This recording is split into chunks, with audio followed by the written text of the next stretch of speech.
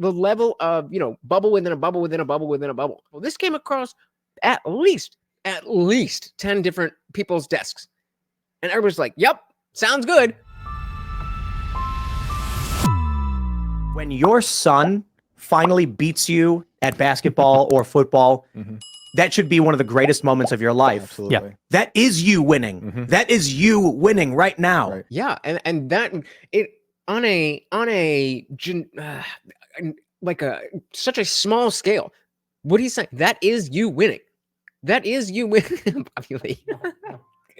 That is your genetic code having been replicated properly, and you have done the proper parenting to lead your son or daughter, whatever the case may be, to be where they are. That is you. That is you. And when you see your kids succeed, that is you succeeding. Your whole really mission. Is. The other thing, too, that happens when you have kids, at a certain point in your life, there's more life behind you than there is ahead of you. And you can get lost in memories and looking back. But if you have a child, then you can see so far into the future. It's absolutely spectacular. You can see, you can think about their future and their children's future. Yep. My son is already tired of me saying, don't forget to give mommy some grandbabies. I typically, most of the time when somebody's talking about something and they take the position of, you can't possibly know unless you're there or unless you've experienced it.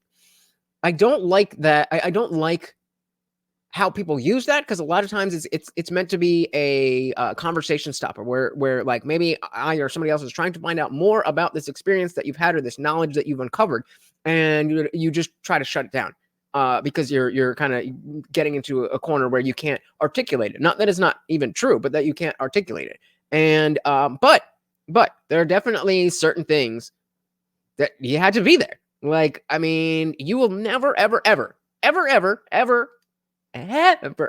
be able to articulate what LSD does to your brain, or like just the experience that you have when you're not, you can't explain that to somebody who's never been in those shoes. And I think having kids is one of those other things that really does seem like it works that way.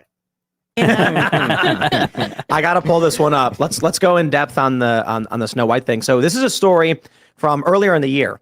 Snow White and the 7 politically correct companions, and I think it's fair to say. So let's go through the timeline. Here's a photo, exclusive picture. What are we looking at? What is it? What is it? Look at it! Look at it! Why? Who thought this was a good idea?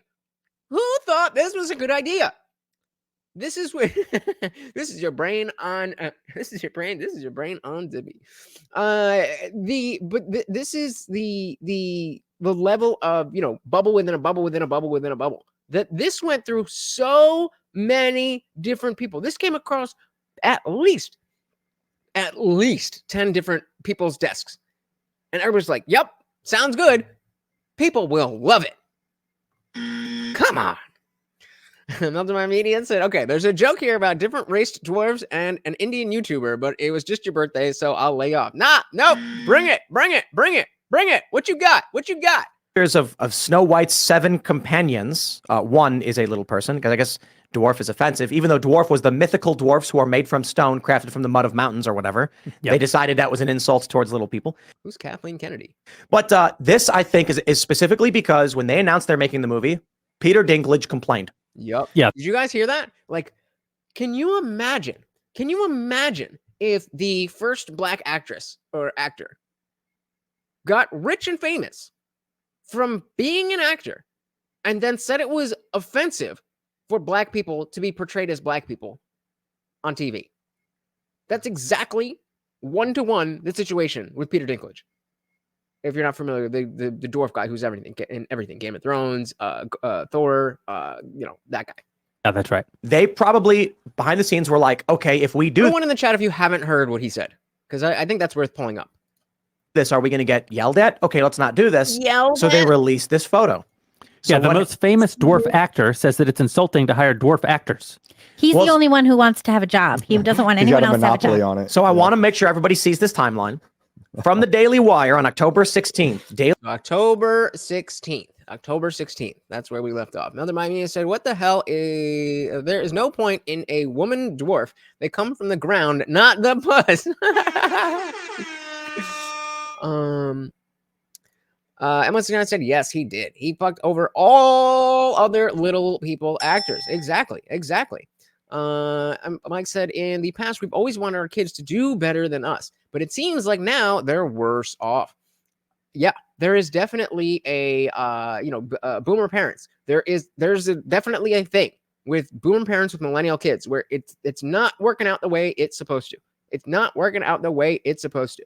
All right, so I'll put it up. It's a short thing. Oh, Melted Mind Media coming through for your boy. You're progressive in one way. Thank you. Oh, thank you, Melted Mind Media. So, if you're not familiar, Peter Dinklage, he's like I said, been in Game of Thrones. He was in the Thor movie, all that good stuff. Hey, shout out to Opus. Welcome to the party. He's vying for a spot as one of the dwarves and got rejected. This is what he said. You're progressive in one way, but you're still making that fucking backward story of 7 dwarves living in a cave. What the are you doing, man?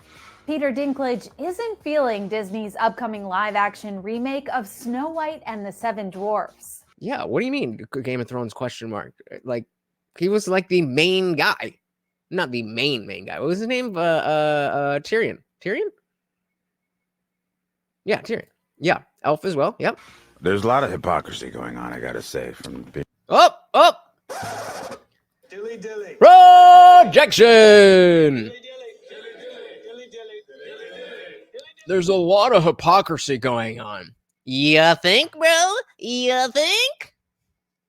Snow White and the 7 Dwarfs. There's a lot of hypocrisy going on, I gotta say, from being somebody who's a little bit unique. I bet he's gonna say a little person. Tell me you didn't think that's what he was gonna say. Tell me that's what you didn't think he was gonna say. Somebody who's a little person. Bit unique. The Game of Thrones star, who has a form of dwarfism, slammed Disney during an interview on Marc Maron's WTF podcast. Yeah, exactly, Opus. Classic pulling up the ladder behind you. Typical boomer.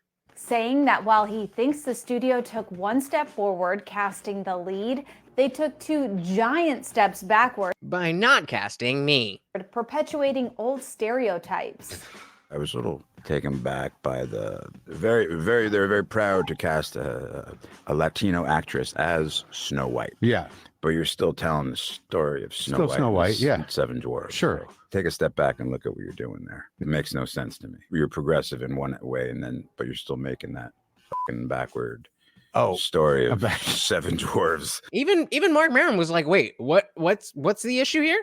What are we talking about?" Listen, take a step. Yeah.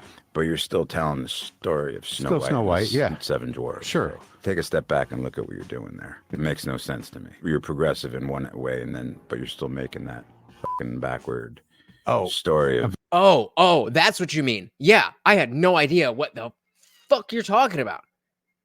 What do you mean, bro? What do you mean?